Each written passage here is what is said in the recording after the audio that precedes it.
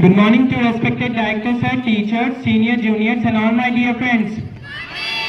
I am Purushottam from class 9. As we all know that we have gathered here on a very special occasion of our nation called as Republic Day of India. I would like to narrate a Republic Day speech in front of you. First of all, I would like to say a lot of thanks to my class teacher, as just because of him I have come in this stage and speak something about my beloved country on this great occasion of Republic.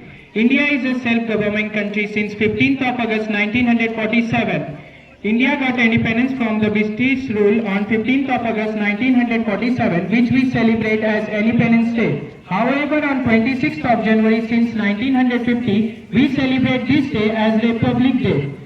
The Constitution of India came into force on 26th of January 1950, so we celebrate this day as Republic Day every year. This year in 2024, we are celebrating 75th Republic Day of our nation. Republic means people living in the country has the right to elect the leaders to lead the country in the right direction. So India is a republic country where people elect its leader as president, prime minister, etc. Our great freedom fighters have struggled a lot of rules for us in India. They did so their future generation may live without any struggle and lead the country ahead. There are many great freedom fighters who lost their life in the struggle of freedom. We can never forget their sacrifices towards our country. Our first president was Dr. Rajendra Prasad, who also said that the whole of this vast land under together the jurisdiction of one constitution, one UN, which takes the responsibility of the welfare of the 320 million men and women inhabited it.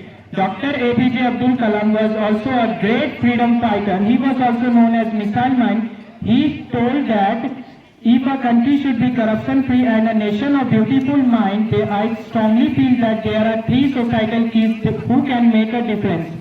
They are the father, the mother and the teacher.